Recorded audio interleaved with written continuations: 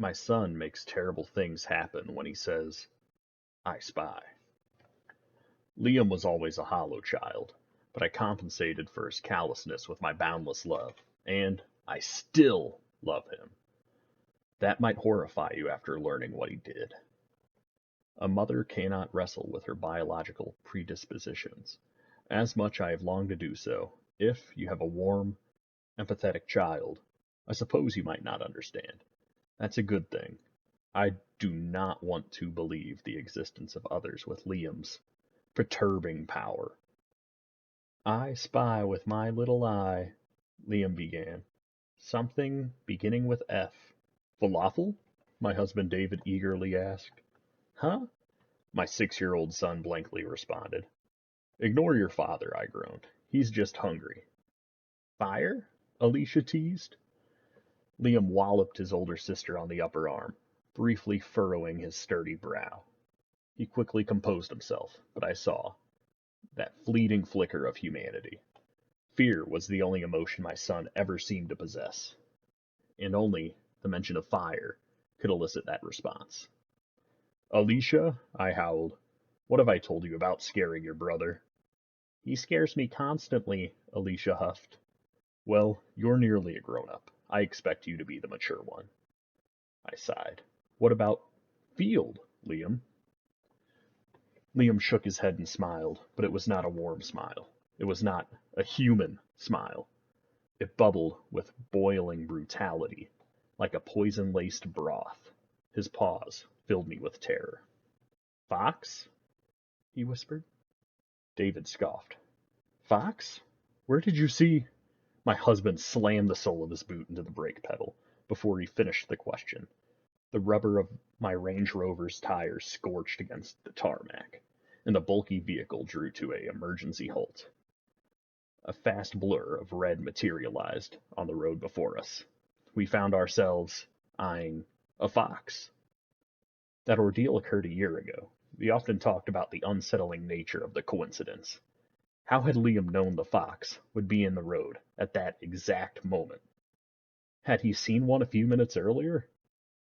David chalked up the close call to a calamitous chance. But my maternal instinct told me otherwise. Something had always been deeply wrong with Liam. And 2 days ago, my dreadful suspicions were finally confirmed. We were on a family road trip to the Lake District. At the midpoint of a ceaseless country road, my son made a request that chilled the blood in my veins. I want to play I Spy, Liam said. David laughed. We've not played that since the last time you almost caused a car accident. Please, Liam pleaded. I spy with my little eye something beginning with M. Mud? Alicia sighed. In the reflection of my wing mirror, I noticed my daughter staring dejectedly at the passing countryside, murky farmland stretching to the horizon. Busy beads of grass trickled down the glass planes of the Range Rover, cascading towards the metal bodywork. The weather seemed to be worsening with every passing minute. No, Liam replied. Magnificent holiday? David chortled. Liam shook his head. Then he smiled menacingly at me. Any guesses, Mom? I gulped, fearing my own son. Main road? Liam sighed, faux exasperated. No, shall I tell you? If it would put an end to your dumb game, Alicia said. The air in the car thickened. It became a foreboding fog that only I seemed to perceive. Call it what you will, a mother's intuition, perhaps. I saw a ghastly glint of glee in Liam's eyes, raw power that shone far more brightly than a year prior. I trembled as my son uttered the answer. Maze? There is no rational explanation for the following events. The sun glared through the windscreen, bathing the world in a blinding light. A second later, it cleared, revealing a sudden end to the road. Everyone but Liam screamed as David slammed on the brakes, bringing us to a halt about 3 feet before the abrupt termination point of the road. When I looked in the ring mirror, The road also came to a dead end about 20 feet behind us. Horrifyingly, our tiny stretch of road was encompassed by a 10-foot tall tower of maize, or corn crops, in all directions. A maze of maize, Liam giggled. Our son leapt from the car and disappeared into a narrow passageway through the slender, towering strands of corn. I shot a pale, petrified look at my husband. His expression mirrored mine. "Did I veer off the road?" he asked. "How did this crop field appear?" "We are still on the road," Alicia quivered. "There's nothing along us but muddy fields, and now we're surrounded by freakishly tall crops." "Clarissa, wait for—" David startled. I had already thrown my car door open, and I started to shout for Liam to come back. I watched him disappear further into the maze, and I turned my face to my husband. "Why are you sitting there? Come on," I implored. Exiting the car in a mad rush, I frantically dived into the maze to pursue my son. I knew exactly why David and Alicia were frozen in the car. They were still trying to process the supernatural phenomena they had witnessed, but I assumed something sinister about my son long ago. I was focusing on finding him. There was no time to waste. I wished more than anything that I'd waited for the rest of my family to catch up. I'd wish we'd banded together in that ceaseless cage of corn. "Liam!" I heard David call from ahead. How was he already in front of me? I wondered. The dimensions of space and time, seemingly a little muddy and misshapen in the maze field. We were in Liam's world again. Then again, we always had been. And the fact became abundantly clear when I heard my husband's cry for help. I emerged into a clearing to find Liam staring silently at his father. David hung on a wooden cross with his bloody limbs constricted by rope. "Liam!" I screamed. "Let him down!"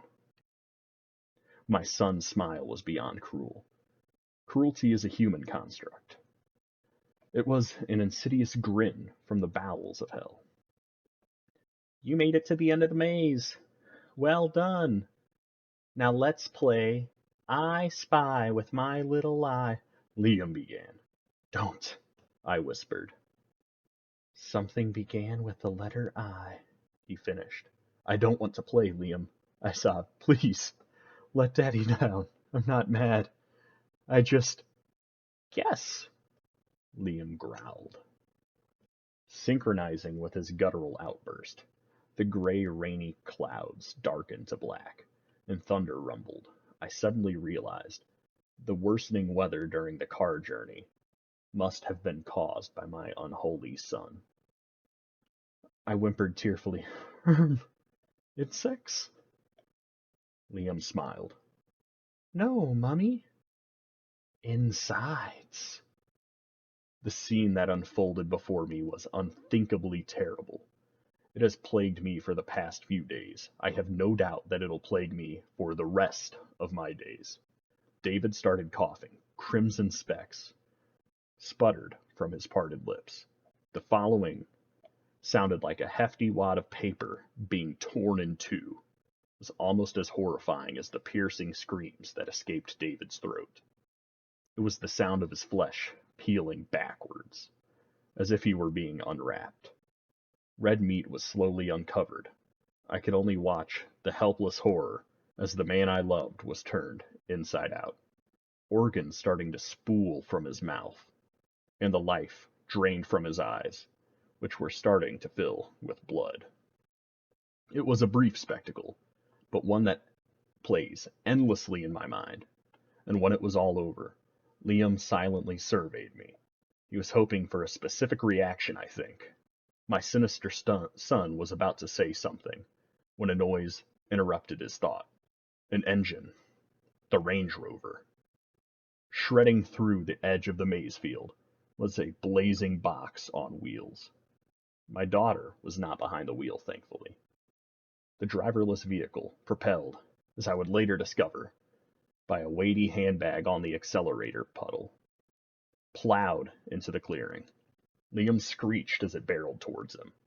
In a barbarous burst of flame, The cross carrying David's corpse collapsed.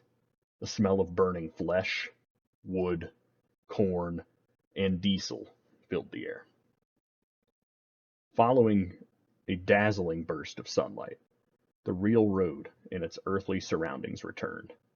All that remained of Liam's nightmarish maze trap was the carcass of our car and Alicia standing on the roadside in floods of tears. I embraced my daughter, and we mourned the loss of our family. We were picked up by a concerned passerby and driven to the nearest police station. There was no sign of anything that my daughter and I had seen. No Maysfield, no cross, no fire, no David, no Liam. My husband and I are officially listed as missing persons. Alicia and I have been bouncing from hotel to hotel, hitching rides and sleeping when we dared to do so. Liam is still out there. And I know it might sound strange to all of you, but I really do hope he's safe. He's still my son after all. Yes, I have to protect Alicia. I know that. I won't let him hurt her. I just play. My son isn't playing. I spy with any unfortunate souls.